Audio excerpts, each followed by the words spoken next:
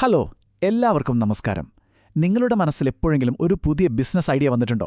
ചിലപ്പോൾ അതൊരു പ്രോഡക്റ്റ് ആവാം, അല്ലെങ്കിൽ ഒരു സർവീസ്. ആ ഒരു ഐഡിയയെ എങ്ങനെ ഒരു അടിപൊളി സക്സസ്ഫുൾ ബിസിനസ്സാക്കി മാറ്റാമെന്ന് ആലോചിച്ചിട്ടുണ്ടോ? അപ്പോൾ ഇന്ന് നമ്മൾ സംസാരിക്കാൻ പോകുന്നത് അതിനൊരു കൃത്യമായ വഴി, ഒരു പ്ലാൻ എങ്ങനെ ഉണ്ടാക്കാം എന്നതിനെക്കുറിച്ചാണ്. നമ്മൾക്കെല്ലാവർക്കും ഇടയ്ക്കൊക്കെ ഓരോ കിടിലൻ ഐഡിയാസ് വരാറില്ലേ? ചിലപ്പോൾ ലോകം തന്നെ മാറ്റിമറിക്കാൻ പറ്റുന്ന ഒന്ന്, അല്ലെങ്കിൽ ഒരുപാട് പേരുടെ തലവേദന മാറ്റുന്ന ഒരു സിമ്പിൾ സൊല്യൂഷൻ. ആ ഒരു നിമിഷം ഓർത്തു നോക്കിയേ, ഭയങ്കര ഒരു എക്സൈറ്റ്മെന്റ് ആയിരിക്കും അല്ലേ? പക്ഷേ ഒരു ഐഡിയ കിട്ടുന്നതും അതൊരു റിയൽ ബിസിനസ്സാക്കി മാറ്റുന്നതും തമ്മിൽ വലിയ വ്യത്യാസമുണ്ട്. സത്യം പറഞ്ഞാൽ അതാണ് ഏറ്റവും വലിയ ചാലഞ്ച്.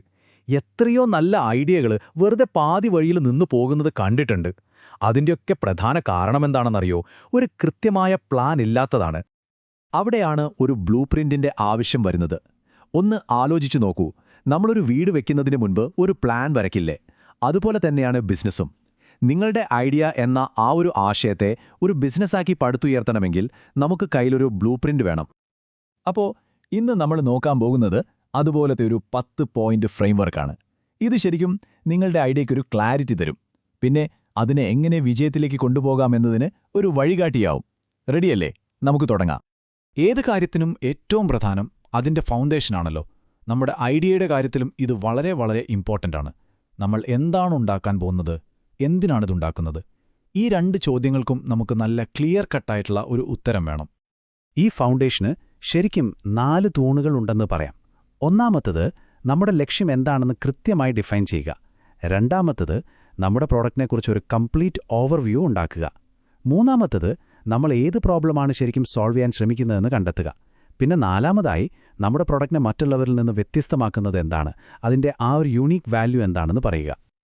ഒരു പ്രോഡക്റ്റ് വിജയിക്കണോ വേണ്ടയോ എന്ന് തീരുമാനിക്കുന്ന ഏറ്റവും പ്രധാനപ്പെട്ട ഒരു കാര്യമാണ് പ്രോബ്ലം സൊല്യൂഷൻ ഫിറ്റ്. സംഭവം സിമ്പിളാണ്. ആളുകൾക്ക് ശരിക്കും ഒരു പ്രശ്നമുണ്ടോ? ആ പ്രശ്നം പരിഹരിക്കാൻ അവർ പണം മുടക്കാൻ തയ്യാറാണോ? നിങ്ങളുടെ പ്രോഡക്റ്റ് ആ പ്രശ്നത്തിന് ഒരു പരിഹാരമാണോ? ഈ മൂന്നും ചേരുമ്പോഴാണ് ആ ഫിറ്റ് ഉണ്ടാകുന്നത്. അതാണ് വിജയത്തിന്റെ താക്കോൽ. ഓക്കെ, നിങ്ങളുടെ പ്രോഡക്റ്റ് ഒരു പ്രശ്നം പരിഹരിക്കുന്നുണ്ട്. പക്ഷേ മാർക്കറ്റിൽ ചിലപ്പോൾ ഇതുപോലത്തെ വേറെയും പ്രോഡക്റ്റുകളുണ്ടാവും അല്ലേ? അപ്പോൾ പിന്നെ ആളുകൾ എന്തിന് നിങ്ങളുടേത് വാങ്ങണം? ആ ചോദ്യത്തിനുള്ള ഉത്തരമാണ് നിങ്ങളുടെ വാല്യൂ പ്രൊപ്പോസിഷൻ. അതായത് നിങ്ങൾ കൊടുക്കുന്ന ആ ഒരു എക്സ്ട്രാ ബെനിഫിറ്റ് എന്താണ്? അതാണ് നിങ്ങൾ കസ്റ്റമറോട് കൃത്യമായി പറയേണ്ടത്. അപ്പോൾ നമ്മുടെ ഐഡിയ എന്താണെന്നും അതിൻ്റെ വാല്യൂ എന്താണെന്നും നമുക്കിപ്പോൾ വ്യക്തമായി. ഇനി നമുക്ക് പുറത്തേക്ക് നോക്കാം, റിയൽ വേൾഡിലേക്ക്.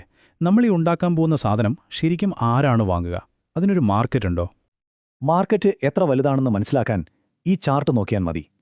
ഇതിലെ ഏറ്റവും പുറത്തുള്ള വലിയ വട്ടം TAM, അതായത് ടോട്ടൽ അഡ്രസബിൾ മാർക്കറ്റ്. നിങ്ങളുടെ പ്രോഡക്റ്റിനുള്ള മൊത്തം ഡിമാൻഡാണത്. ഇനി അതിനകത്തുള്ള വട്ടം SAM, സർവീസബിൾ അഡ്രസബിൾ മാർക്കറ്റ്. ഇത് നിങ്ങൾക്ക് റീച്ച് ചെയ്യാൻ പറ്റുന്ന മാർക്കറ്റാണ്. പക്ഷെ നമുക്ക് ഫോക്കസ് ചെയ്യേണ്ടത് ഏറ്റവും ഉള്ളിലുള്ള ആ ചെറിയ വട്ടത്തിലാണ്, SOM, അതായത് സർവീസബിൾ ഒബ്റ്റെയിനബിൾ മാർക്കറ്റ്. തുടക്കത്തിൽ നമുക്ക് റിയലിസ്റ്റിക്കായി പിടിച്ചെടുക്കാൻ പറ്റുന്ന കസ്റ്റമേഴ്സ്. ഇവിടെ ഫോക്കസ് ചെയ്താൽ നമ്മുടെ ലക്ഷ്യം കുറച്ചുകൂടി ക്ലിയർ ആവും. അതുകൊണ്ട് നമ്മൾ ഉറപ്പായും അറിഞ്ഞിരിക്കേണ്ട ചില കാര്യങ്ങളുണ്ട്. ഈ മാർക്കറ്റ് വളരുന്ന ഒന്നാണോ? നിങ്ങളുടെ കോമ്പറ്റീറ്റേഴ്സ് ആരൊക്കെയാണ്? പിന്നെ അവരിൽ നിന്നൊക്കെ നിങ്ങളെ വ്യത്യസ്തനാക്കുന്നതെന്താണ്? ഇതിനെക്കുറിച്ചൊക്കെ നല്ല ആഴത്തിൽ തന്നെ പഠിക്കണം. ഓക്കെ, അപ്പോൾ നമ്മുടെ ഐഡിയയും മാർക്കറ്റും ഏതാണ്ട് ക്ലിയറായി. ഇനി അടുത്ത സ്റ്റെപ്പ്, ഇതെങ്ങനെ ഉണ്ടാക്കും, എന്ത് വിലയിടും, എങ്ങനെ കസ്റ്റമേഴ്സിന്റെ കയ്യിലെത്തിക്കും? ഇതിനെയൊക്കെ ചേർത്താണ് നമ്മൾ ഗോ ടു മാർക്കറ്റ് പ്ലാൻ എന്ന് പറയുന്നത്. ഒരു പ്രൊഡക്റ്റ് ഉണ്ടാക്കിയെടുക്കാൻ എന്തൊക്കെ വേണം? എത്ര ആൾക്കാർ വേണം? എന്ത് ടെക്നോളജി യൂസ് ചെയ്യണം? എത്ര നാളെടുക്കും? ഈ ചോദ്യങ്ങൾക്കൊക്കെ ഉത്തരം കിട്ടുമ്പോൾ സ്വാഭാവികമായും അടുത്ത ചോദ്യം വരും, ഇതിനൊക്കെ എത്ര കാശ് ചെലവാകും? ഈയൊരു കണക്ക് വളരെ പ്രധാനപ്പെട്ടതാണ്. ബഡ്ജറ്റിംഗ്. തുടക്കത്തിലെ പൈസയുടെ കാര്യത്തിലൊരു ക്ലാരിറ്റി ഉണ്ടെങ്കിൽ പിന്നീട് വരാൻ സാധ്യതയുള്ള ഒരുപാട് തലവേദനകളും നമുക്ക് ഒഴിവാക്കാൻ പറ്റും. ശരി, ചെലവ് നമുക്കറിയാം. പക്ഷേ ഓരോ പ്രോഡക്റ്റ് വിൽക്കുമ്പോഴും നമുക്ക് എന്ത് ലാഭം കിട്ടും?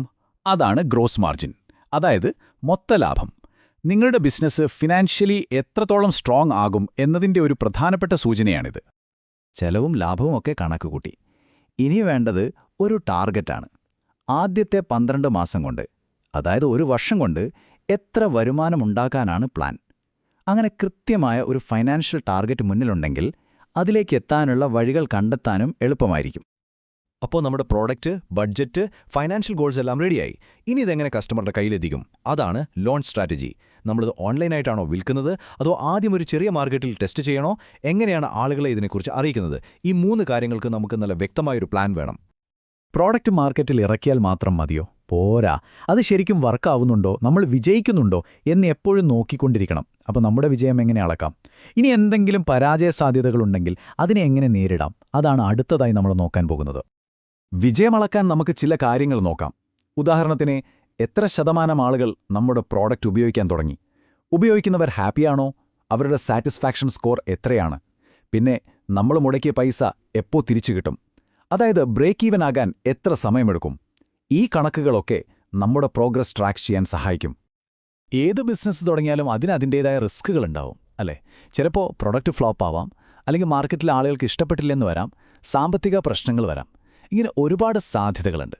അപ്പോൾ ഒരു നല്ല പ്ലാൻ്റെ ഭാഗം എന്താണെന്ന് വെച്ചാൽ, ഇങ്ങനെയുള്ള റിസ്കുകൾ മുൻകൂട്ടി കാണുക, എന്നിട്ട് അതിനെ നേരിടാൻ ഒരു പ്ലാൻ ബി റെഡിയാക്കി വെക്കുക എന്നുള്ളതാണ്.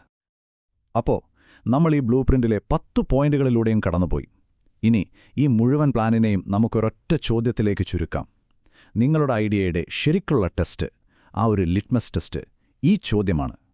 ഈ ചോദ്യത്തിന് നിങ്ങൾക്ക് ധൈര്യമായി, സത്യസന്ധമായി അതേ എന്ന് പറയാൻ പറ്റുന്നുണ്ടെങ്കിൽ ഉറപ്പിച്ചോളൂ, നിങ്ങളുടെ ഐഡിയ ശരിയായ ട്രാക്കിലാണ്. കാരണം ഒരു നല്ല ബിസിനസ് എപ്പോഴും കസ്റ്റമർക്ക് വാല്യൂ കൊടുക്കണം, അതോടൊപ്പം അത് നമ്മുടെ കമ്പനിയുടെ മുന്നോട്ടുള്ള വളർച്ചയ്ക്കും സഹായിക്കണം. ഈ 2 കാര്യങ്ങളും ഒരുമിച്ച് പോകണം. അപ്പോൾ നിങ്ങളുടെ കയ്യിലുള്ള കിടിലൻ ഐഡിയയെ ഇനി വെറുമൊരു സ്വപ്നമായിട്ട് കാണരുത്. ഈ ബ്ലൂ പ്രിന്റ് ഒരു ടൂളായിട്ട് ഉപയോഗിക്കുക, അതിനൊരു രൂപം കൊടുക്കുക, നിങ്ങളുടെ ഫൗണ്ടേഷൻ സ്ട്രോങ് ആക്കുക, മാർക്കറ്റിനെ നന്നായി മനസ്സിലാക്കുക, എന്നിട്ട് നല്ലൊരു പ്ലാനോടുകൂടി മുന്നോട്ട് പോവുക. ഇനി പണി തുടങ്ങാനുള്ള സമയമാണ്.